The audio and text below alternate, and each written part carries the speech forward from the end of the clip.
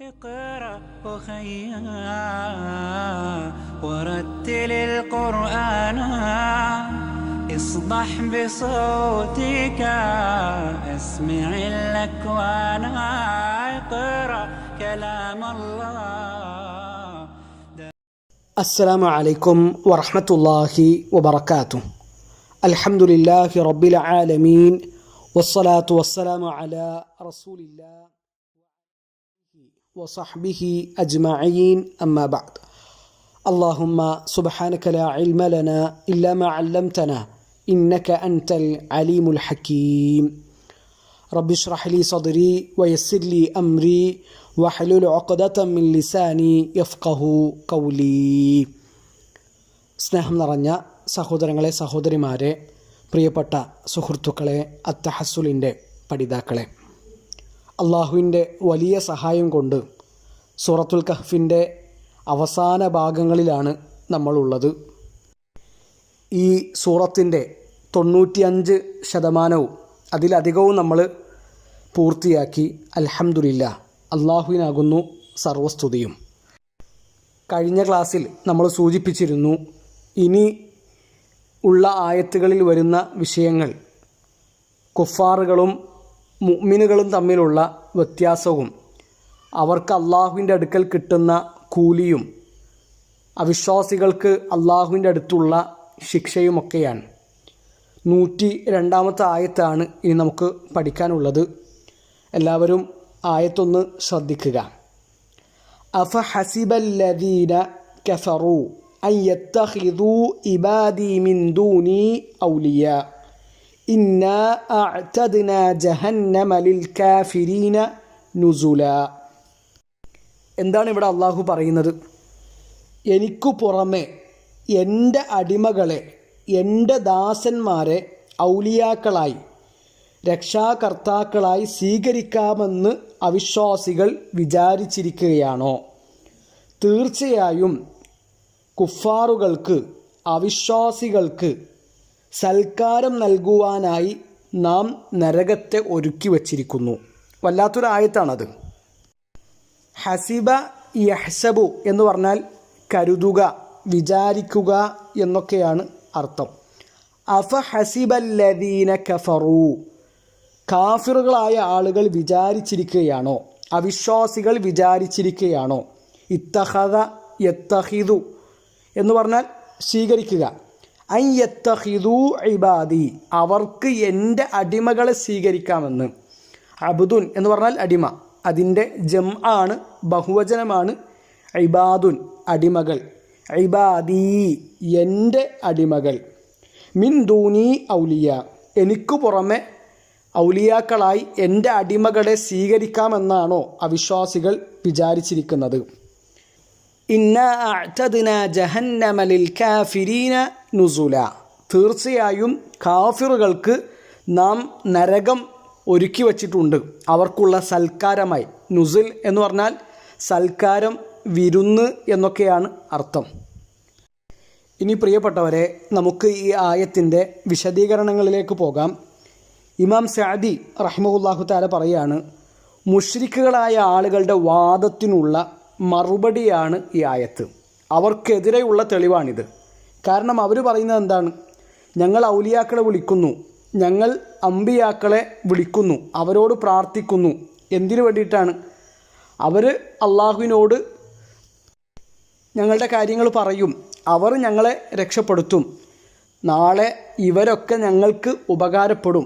അതിനുള്ള മറുപടിയാണ് ഈ ആയത്ത്. ഇപ്പോൾ ഇവിടെ അള്ളാഹു ചോദിക്കുകയാണല്ലോ, അഫ ഹസിബല്ലദീന കഫറു, കാഫിറുകളായ ആളുകൾ വിചാരിച്ചിരിക്കുകയാണോ? അത് അവരെ നിന്ദിക്കുകയാണ്, അവരെ ആക്ഷേപിക്കുകയാണ് ആ ചോദ്യത്തിലൂടെ. അങ്ങനെ ഒരു വിചാരം ആവശ്യമില്ല, അള്ളാഹു അത് നിഷേധിക്കുകയാണ്. ഇനിയിവിടെ അള്ളാഹു പറഞ്ഞല്ലോ, മിൻ ദൂനി ഔലിയ, എനിക്കു പുറമെ ഇബാദി, എൻ്റെ അടിമകളെ ഔലിയാക്കളായി സ്വീകരിച്ചിരിക്കുകയാണോ? അപ്പോൾ ഇബാദി എന്ന പ്രയോഗത്തിൽ നിന്ന് നമ്മൾ മനസ്സിലാക്കേണ്ടത്, ഷെയ്ഖ് ഇബ്നു ഉസൈമീൻ റഹിമഹുല്ലാഹു തആല പറയാണ്, എല്ലാവരും അള്ളാഹുവിൻ്റെ അടിമകളാണ്. അതാണ് സൂറത്തു മറിയമിലെ 93 ആയത്തിൽ അള്ളാഹു പറയുന്നത്, ഇൻ കുല്ലു മൻ ഫിസ് സമാവാതി വൽ അർദി ഇല്ലാ ആതി റഹ്മാനി അബ്ദ. ഭൂമിയിലുള്ള ആകാശങ്ങളിലുള്ള എല്ലാവരും അള്ളാഹുവിൻ്റെ അടുക്കൽ ഒരു ദാസൻ എന്ന നിലയിൽ വരുന്നതാണെന്നാണ് പറഞ്ഞത്. അപ്പോൾ എല്ലാവരും അള്ളാഹുവിൻ്റെ അടിമകളാണ്. അപ്പോൾ അള്ളാഹുവിൻ്റെ അടിമകളെ വിളിച്ച് പ്രാർത്ഥിക്കാം, അവരെ രക്ഷാധികാരികളായി സ്വീകരിക്കാം, ഔലിയാക്കളായി കാണാം എന്നാണോ അവർ വിചാരിക്കുന്നതെന്നാണ്. ഇനി ഇവിടെ ഇബാദി എന്നതുകൊണ്ട് കൊണ്ടുള്ള ഉദ്ദേശം അള്ളാഹു ഇഷ്ടപ്പെട്ട അവൻ്റെ അടിമകളാണ് എന്നും തഫ്സീറുകളിൽ കാണാം. ഇമാം ഷംഖീത്തി റഹിമഹുല്ലാഹു തആലയൊക്കെ അങ്ങനെ പറഞ്ഞിട്ടുണ്ട്. ഇബാദി എന്ന് പറയുമ്പോൾ അവിടെ ഒരു ആദരവുണ്ടല്ലോ, എൻ്റെ അടിമ എന്ന് പറയുമ്പോൾ ഒരു ആദരവുണ്ട്. അപ്പോൾ എല്ലാ ആളുകളും ആരാധിക്കുന്ന ശൈത്താന്മാരും പിശാചുക്കളും ഒന്നുമല്ല ഇവിടെ ഉദ്ദേശിക്കുന്നത്, മറിച്ച് അത് നബിമാരാണ്. ഈസാ നബിയെ വിളിക്കുന്നവരുണ്ട്, മലക്കുകളെ വിളിക്കുന്നവരുണ്ട്, ഉസൈർ അലൈഹിസ്സലാമയെ വിളിക്കുന്നവരുണ്ട്. അപ്പോൾ അവരെയൊക്കെയാണ് ഇവിടെ ഇബാദി എന്നുകൊണ്ട് ഉദ്ദേശിക്കുന്നത് എന്ന് ഇമാം ഷംഖീത്തി റഹിമഹുല്ലാഹു തആല പറയുന്നുണ്ട്. ഏതായാലും നമ്മൾ മനസ്സിലാക്കേണ്ട ഒരു കാര്യം, അള്ളാഹു ഇഷ്ടപ്പെട്ട ആളുകളെയും അങ്ങനെ ഔലിയാക്കളായി സ്വീകരിക്കാൻ പറ്റൂല, അള്ളാഹുവിന് വെറുപ്പുള്ള ആളുകളെയും അങ്ങനെ ഔലിയാക്കളായിട്ട് സ്വീകരിക്കാൻ പറ്റൂല. അത് അള്ളാഹു നിഷേധിച്ച കാര്യമാണ്. ഇനി ഈ ആയത്ത് അള്ളാഹു അവസാനിപ്പിക്കുന്നത് എങ്ങനെയാണെന്ന് ഒന്ന് ആലോചിച്ച് നോക്കൂ. ഇന്നാ അഅ്തദ്നാ ജഹന്നമ ലിൽ കാഫിരീന നുസുല. കാഫിറുകളായ ആളുകൾക്ക് അള്ളാഹു നരകത്തെ ഒരുക്കി വച്ചിട്ടുണ്ട്. ജഹന്നം എന്ന് പറഞ്ഞാൽ നരകാൻ. നുസുല, നുസുൽ എന്ന് പറഞ്ഞാൽ സൽക്കാരം, വിരുന്നു എന്നാണ്. അത് അള്ളാഹു അവരെ പരിഹസിക്കാൻ. ഇപ്പോൾ സൂറത്തു ആലു ഇമ്രാനിൽ ഒരു ഉദാഹരണം പറയുകയാണ്, 21-ാമത്തെ ആയത്ത്, ഫബശ്ശിർഹും ബിഅദാബിൻ അലീം. ഫബശ്ശിർഹും ബിഅദാബിൻ അലീം, വേദനയേറിയ ശിക്ഷ കൊണ്ട് സന്തോഷവാർത്ത അറിയിക്കാന്ന്. അപ്പോൾ വേദനയേറിയ ഒരു ശിക്ഷ എന്നുള്ളത് സന്തോഷവാർത്തയല്ലല്ലോ, അത് അപകടമാണ്, അത് ദുഃഖവാർത്തയാണ്, പക്ഷേ ഒരു പരിഹാസം. അപ്പോൾ അള്ളാഹു അങ്ങനെ കാഫിറുകളായ ആളുകളെ പരിഹസിക്കുന്നതാണ് ഇവിടെ നമ്മൾ കാണുന്നത്. അപ്പോൾ പ്രിയപ്പെട്ടവരെ, ഈ ആയത്തിൽ നിന്ന് നമുക്ക് കിട്ടുന്ന പാഠം എന്താണ്? അള്ളാഹുവിന് പുറമെ ഒരാളെയും വലിയായി സ്വീകരിക്കാൻ നമുക്ക് അധികാരമില്ല.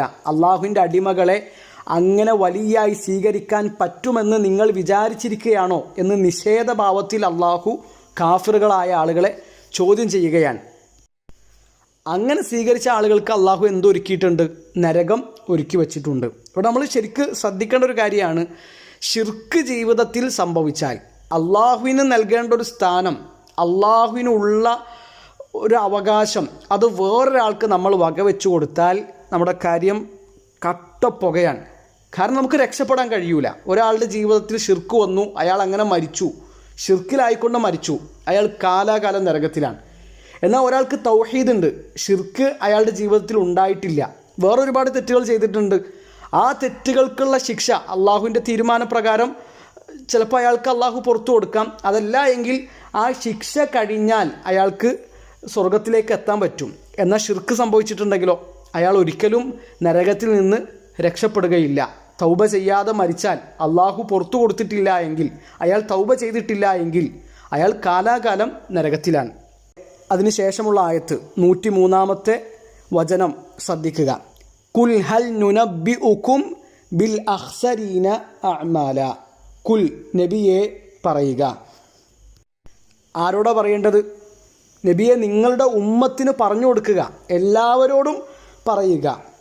ഹൽ നുനബ്ബിഉകും, നബഉൻ എന്ന് പറഞ്ഞാൽ വാർത്ത എന്നാണ് അർത്ഥം. ഹൽ നുനബ്ബിഉകും, ഞാൻ നിങ്ങൾക്ക് അറിയിച്ചു തരട്ടെയോ, ബിൽ അഖ്സരീന അഅ്മാല, ഏറ്റവും വലിയ നഷ്ടക്കാരായി തീർന്നവരെ പറ്റി ഞാൻ നിങ്ങൾക്ക് പറഞ്ഞു തരട്ടെയോ. ഖസിറ എന്ന് പറഞ്ഞാൽ നഷ്ടം സംഭവിച്ചു എന്നാണ്. ഖസിറ ദുനിയാവൽ ആഖിറ, ദുനിയാവും ആഖിറത്തും നഷ്ടപ്പെട്ടു എന്നൊക്കെ പറയൂലേ. ഖാസിർ എന്ന് പറഞ്ഞാൽ നഷ്ടക്കാരെന്നാണ്. അഖ്സർ ഏറ്റവും വലിയ നഷ്ടമാണ്, അതിനേക്കാൾ വലിയൊരു നഷ്ടം ഇനി വരാനില്ല. അങ്ങനെ കർമ്മങ്ങൾ നഷ്ടപ്പെട്ടവരെ പറ്റി ഞാൻ നിങ്ങൾക്ക് പറഞ്ഞു തരട്ടെയോ എന്ന് നബിയെ ചോദിക്കുക. ഇവിടെ നഷ്ടക്കാരെ പറ്റി പറയുമ്പോൾ ആ ആയത്തുകൾ നമ്മൾ പ്രത്യേകം ശ്രദ്ധിക്കണം. അതെന്തിനാണ്? അതിൽ നമ്മൾ പെട്ടുപോകാതിരിക്കാനാണ്. ആ നഷ്ടക്കാരുടെ കൂട്ടത്തിൽ നമ്മൾ ഉണ്ടാകാൻ പാടില്ല, അതിൽ നിന്ന് നമ്മൾ രക്ഷപ്പെടണം. നഷ്ടക്കാരെ പറ്റി വേറെയും പല സ്ഥലത്തും ഖുർആൻ പറഞ്ഞിട്ടുണ്ട്. ഇപ്പോൾ സൂറത്തുൽ അസ്ർ നമുക്കെല്ലാവർക്കും പരിചയമുള്ള സൂറത്താണ്. ഖുർആനിലെ 103-ാമത്തെ അധ്യായം. 3 ആയത്തുകളേ ഉള്ളൂ, പക്ഷേ ആ 3 ആയത്തുകൾ വലിയ സംഭവമാണ്. അതിൽ അള്ളാഹു പറയുന്നത് എന്താണ്? വൽ അസ്ർ, കാലം തന്നെയാണ് സത്യം. ഇന്നൽ ഇൻസാന ലഫി ഖുസ്ർ, തീർച്ചയായും മനുഷ്യർ നഷ്ടത്തിലാണ്. എന്നിട്ട് അള്ളാഹു എടുത്തു പറയുന്ന കുറച്ച് ആളുകളുണ്ട്, അവർ വിജയിച്ചിട്ടുണ്ട്, ആ ഗുണമുള്ളവർ രക്ഷപ്പെട്ടിട്ടുണ്ട്. ഇല്ലല്ലദീന ആമനു വഅമിലു സ്സാലിഹാത്ത് വതവാസൗ ബിൽ ഹഖ് വതവാസൗ ബിസ്സബ്ർ, അവർ ഈമാനുള്ളവരാണ്, വിശ്വസിച്ചവരാണ്. വഅമിലു സ്സാലിഹാത്ത്, അവർ സൽക്കർമ്മങ്ങൾ വാരിക്കൂട്ടിയവരാണ്. വതവാസൗ ബിൽ ഹഖ്, ഹക്ക് കൊണ്ട്, സത്യം കൊണ്ട് പരസ്പരം ഉപദേശിച്ചവരാണ്. ക്ഷമ കൊണ്ട്, സ്വബർ കൊണ്ട് അന്യോന്യം ഉപദേശിച്ചവരാണ്. അപ്പോൾ ഈ ഗുണങ്ങൾ ഒരു മനുഷ്യൻ്റെ ജീവിതത്തിലുണ്ട് എങ്കിൽ അയാൾ രക്ഷപ്പെട്ടു. ഈ ഗുണങ്ങളില്ല എങ്കിലോ അയാൾ നഷ്ടക്കാരുടെ കൂട്ടത്തിലാണ്. ഇമാം സഅദി റഹ്മത്തുള്ളാഹി തആല ഈ സൂറത്ത് വിശദീകരിക്കുമ്പോൾ പറയുന്നുണ്ട്, ആദ്യത്തെ 2 ഗുണങ്ങളുണ്ട് എങ്കിൽ, ഈമാനും അമലു സ്വാലിഹാത്തും ഉണ്ടെങ്കിൽ അയാൾ സ്വന്തത്തെ നന്നാക്കിയിട്ടുണ്ട്. രണ്ടാമത് പിന്നീട് എണ്ണിയ 3-4 ഗുണങ്ങളുണ്ട് എങ്കിൽ അയാൾ കൂടെയുള്ളവരെയും നന്നാക്കിയിട്ടുണ്ട് എന്നാ. സത്യം കൊണ്ട് പരസ്പരം ഉപദേശിക്കുക, സ്വബർ കൊണ്ട്, ക്ഷമ കൊണ്ട് പരസ്പരം ഉപദേശിക്കുക. ഈ 4 ഗുണങ്ങളും ഉണ്ടാക്കിയെടുക്കാനാണ് നമ്മൾ ശ്രദ്ധിക്കേണ്ടത്. ആ 4 ഗുണങ്ങളും ഒരാളുടെ ജീവിതത്തിലുണ്ട് എങ്കിൽ അയാൾ വിജയിച്ചിട്ടുണ്ട് എന്നാണ് ഖുർആൻ പറഞ്ഞത്. ഇനി ഇവിടെയും അള്ളാഹു പറയുന്നത് എന്താണ്? നഷ്ടക്കാരെ പറ്റിയിട്ടാണ്. ഇവിടുത്തെ നഷ്ടം എന്താണ്? അതാണ് 104-ാമത്തെ ആയത്തിൽ അള്ളാഹു പറയുന്നത്. ആ ആയത്തൊന്ന് നോക്കുക. അല്ലദീന ضل സഅയുഹും ഫിൽ ഹയാത്തി ദുനിയ വഹും യഹ്സബൂന അന്നഹും യുഹ്സിനൂന സുൻആ. നമ്മൾ നമ്മുടെ ഹൃദയം കൊണ്ട് വായിക്കേണ്ട ആയത്താണത്. ആരാണ് നഷ്ടക്കാർ? ضل സഅയുഹും, അവരുടെ അധ്വാനം, അവരുടെ പ്രയത്നം, ضل അത് പിഴച്ചുപോയിരിക്കുന്നു, തെറ്റിപ്പോയിരിക്കുന്നു. ഫിൽ ഹയാത്തി ദുനിയ, ദുനിയാവിലെ ജീവിതത്തിൽ, ഐഹിക ജീവിതത്തിലെ പ്രവർത്തനങ്ങൾ തെറ്റിപ്പോയവർ, പ്രയത്നങ്ങൾ പിഴച്ചുപോയവർ. വഹും യഹ്സബൂൻ, അവർ വിചാരിക്കുന്നു. അതാണ് നേരത്തെ മുമ്പ് സൂചിപ്പിച്ച ആയത്തിലുള്ളത്. അഫ ഹസിബ, ഹസിബ അതിൽ നിന്ന് തന്നെയാണ് യഹ്സബൂൻ. അവർ വിചാരിക്കുന്നു. അന്നഹും യുഹ്സിനൂന സുൻആ, അവരവരുടെ പ്രവർത്തനം നല്ല രീതിയിൽ നടത്തിക്കൊണ്ടിരിക്കുന്നു എന്നാണ് അവർ വിചാരിക്കുന്നത്. സുൻഅ എന്ന് പറഞ്ഞാൽ പ്രവൃത്തി എന്നാണ് അർത്ഥം. യുഹ്സിനൂൻ എന്ന് പറഞ്ഞാൽ നന്നായി കാണുക. അപ്പോൾ ഇവിടെ പറയുന്ന നഷ്ടക്കാരുടെ പ്രത്യേകത എന്താണ്? അവർ ദുനിയാവിലെ പ്രയത്നങ്ങൾ തെറ്റിപ്പോയവരാണ്, പിഴച്ചുപോയവരാണ്. പക്ഷെ അവർ വിചാരിക്കുന്നത് എന്താണ്? ഞങ്ങൾ നല്ല കാര്യമാണ് ചെയ്യുന്നത്, ഏറ്റവും നല്ല നിലയിൽ പ്രവർത്തിച്ചു കൊണ്ടിരിക്കുന്നു എന്നാണ് അവരുടെ ധാരണ. ഇമാം ഖുർത്തുബി റഹ്മത്തുള്ളാഹി തആല പറയാണ്, ജനങ്ങളുടെ കൂട്ടത്തിൽ നല്ലതാണെന്ന് കരുതി കഷ്ടപ്പെട്ട് അധ്വാനിച്ച് പണിയെടുക്കുന്നവരുണ്ട്. പക്ഷേ അതൊക്കെ വെറുതെയായി പോകും. കാരണം എന്താണ്? കുഫറാണ്, ഇഅ്തിഖാദിലുള്ള, വിശ്വാസത്തിലുള്ള പ്രശ്നങ്ങളാണ്. ഇമാം തൊബരി റഹ്മത്തുള്ളാഹി തആല വളരെ മനോഹരമായ ഒരു ഉപമയിലൂടെ ഇക്കാര്യം നമുക്ക് വിവരിച്ചു തരുന്നുണ്ട്. ഒരാൾ വലിയ ലാഭം പ്രതീക്ഷിച്ച് ഒരു വസ്തു വാങ്ങുകയാണ്. എന്നാൽ പ്രതീക്ഷിച്ച പോലൊന്നും ആകാതെ അയാൾ ഉദ്ദേശിച്ച ആ ഒരു നിലവാരത്തിലെത്തിയിട്ടില്ല എങ്കിൽ അയാളുടെ അവസ്ഥ എന്തായിരിക്കും? അയാളുടെ മാനസികാവസ്ഥ എന്തായിരിക്കും? അയാളുടെ എല്ലാ പ്രതീക്ഷയും അവിടെ തകരുകയാണ്. അപ്പോൾ അങ്ങനത്തെ കുറേ ആൾക്കാർ ജനങ്ങളുടെ കൂട്ടത്തിലുണ്ട്. ചെയ്യുന്നത് വലിയ സംഭവമായിട്ട് ചെയ്യുന്നുണ്ടാകും. ഞാൻ ഉഷാറാണ്, ഞാൻ ചെയ്യുന്നതാണ് ശരി, ഇതിന് അള്ളാഹുവിൻ്റെ അടുക്കൽ എനിക്ക് വലിയ കൂലിയുണ്ട് എന്നൊക്കെ വിചാരിച്ചിട്ട് അവൻ ചെയ്യുന്നുണ്ടാവുക. പക്ഷേ അവരേറ്റവും വലിയ നഷ്ടക്കാരായിരിക്കും. അപ്പോൾ നമ്മൾ വെറുതെ ഒന്ന് ആലോചിച്ച് നോക്കിയാൽ മതി. നമ്മുടെ നാട്ടിൽ ജാറങ്ങളിലേക്ക് പോകുന്ന ആളുകളുണ്ട്, മഖ്ബറകളിലേക്ക് പോകുന്നവരുണ്ട്, ബീവിമാരോടും തങ്ങന്മാരോടും പ്രശ്നങ്ങൾ പറയുന്നവരുണ്ട്. അവരെന്താ അതുകൊണ്ട് ഉദ്ദേശിക്കുന്നത്? അത് വലിയ നന്മയായിട്ട്, വലിയ പുണ്യമുള്ളൊരു സംഗതിയായിട്ടാണ് അവർ കാണുന്നത്. അതിനെ എതിർത്താൽ, അവരെ തിരുത്താൻ ശ്രമിച്ചാൽ അവരെന്താ പറയുക? നിങ്ങൾക്ക് ഔലിയാക്കളോട് സ്നേഹമില്ല, നിങ്ങൾ മഹാന്മാരെ ആദരിക്കുന്നില്ല. അവരുടെ ഉള്ളിൽ എന്താണ്? ആ മഹാന്മാരോടുള്ള സ്നേഹമാണ്. ഞങ്ങൾ ചെയ്യുന്നതിന് അള്ളാഹുവിൻ്റെ അടുക്കൽ വലിയ കൂലിയുണ്ട് എന്ന പ്രതീക്ഷയിലാണ് അവരുള്ളത്. അപ്പോൾ അത് ഏറ്റവും വലിയൊരു നഷ്ടമാണ്. കഷ്ടപ്പെട്ട് കയ്യിലില്ലാത്ത പണമുണ്ടാക്കി യാത്ര ചെയ്ത് കിലോമീറ്ററുകളോളം സഞ്ചരിച്ച് ഉറക്കമില്ലാതെ ക്ഷീണം വകവെക്കാതെ അവർ അവിടെ എത്തുന്നു. എന്നിട്ട് സങ്കടം പറയുന്നു, കാര്യങ്ങൾ ബോധ്യപ്പെടുത്തുന്നു. അതുകൊണ്ട് അവർക്ക് ഒരു ഉപകാരം കിട്ടുന്നില്ല. ഉപകാരം കിട്ടുന്നില്ല എന്ന് മാത്രമല്ല, അള്ളാഹു ഏറ്റവും വെറുക്കുന്ന ഏറ്റവും വമ്പിച്ച അക്രമമായ ശിർക്കാണ് അവരുടെ ജീവിതത്തിൽ സംഭവിക്കുന്നത്. അതവരറിയുന്നില്ല. അതാണ് ഇബ്നു ഉസൈമീൻ റഹിമഹുല്ലാഹു തആല ഈ ആയത്തുകൾ വിശദീകരിക്കുമ്പോൾ പറയുന്നുണ്ട്, ഈ വഴി പിഴച്ചു പോകുന്ന ആളുകൾ രണ്ട് തരത്തിലാണ്. ഒന്ന്, അവർക്കറിയില്ല ഞങ്ങൾ ചെയ്യുന്നത് സത്യമാണ്, ഞങ്ങൾ ചെയ്യുന്നതാണ് ശരി എന്ന് വിചാരിച്ച് ഉറച്ചു നിൽക്കുന്നവരാണ്. എന്നാൽ വേറെ ചില ടീമുണ്ട്, അവർക്കറിയാം ഞങ്ങൾ ചെയ്യുന്നത് ശരിയല്ല, ഇത് തെറ്റാണ്. എന്നാൽ അവരുടെ അഹങ്കാരവും അഹംഭാവവും തിരുത്താൻ സമ്മതിക്കൂല. അവർ ആ തെറ്റിൽ തന്നെ, ആ തിന്മയിൽ തന്നെ ഉറച്ചു നിൽക്കുകയും ചെയ്യും. ഇത് രണ്ടും പ്രശ്നമാണ്. തെറ്റാണെന്ന് അറിയാതിരിക്കലും പ്രശ്നമാണ്. തെറ്റാണെന്ന് അറിഞ്ഞിട്ട് അതിൽ നിന്ന് പിന്മാറാൻ കഴിയാതെ അഹങ്കാരം മൂത്ത് ജീവിക്കുക എന്നതും അപകടമാണ്.